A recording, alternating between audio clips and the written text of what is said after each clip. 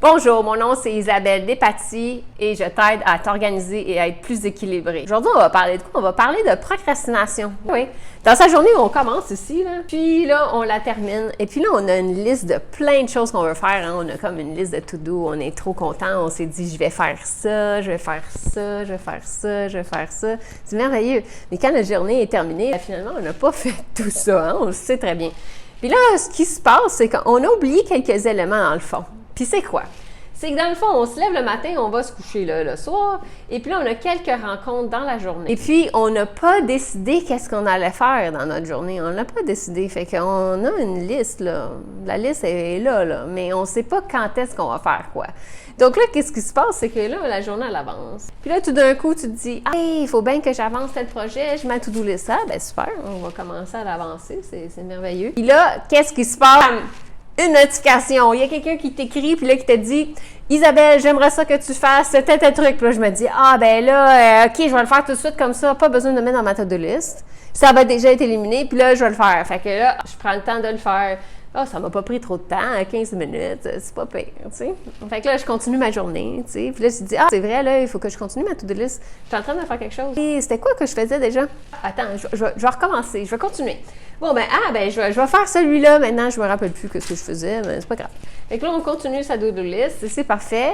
Puis là, en plein milieu de faire la tâche, bam, une autre notification. Il y a son patron qui te demande quelque chose de particulier. Là, tu te dis, ah, ben là, je vais le faire tout de suite parce que ça a l'air urgent, puis je vais vouloir qu'il donne un bon service. On fait une autre notification, on fait une autre chose qui arrive.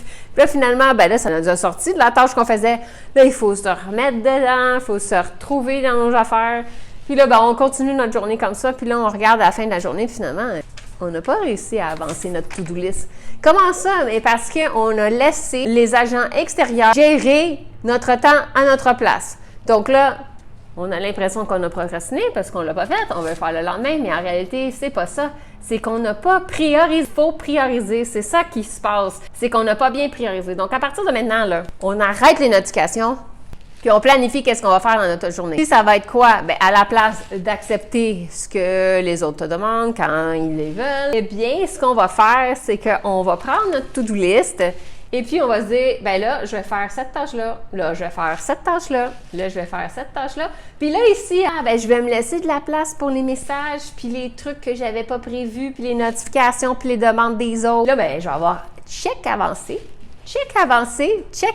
puis en plus, je vais avoir donné un service incroyable. Donc là, ta to-do list, là, tu la transformes, puis tu la mets en organisation dans ta journée. Comme ça, ben, tu vas voir, tu vas vraiment atteindre tes objectifs, tu vas être super fier, puis tu n'auras pas un sentiment de procrastiner, tu auras un sentiment d'atteindre tes objectifs.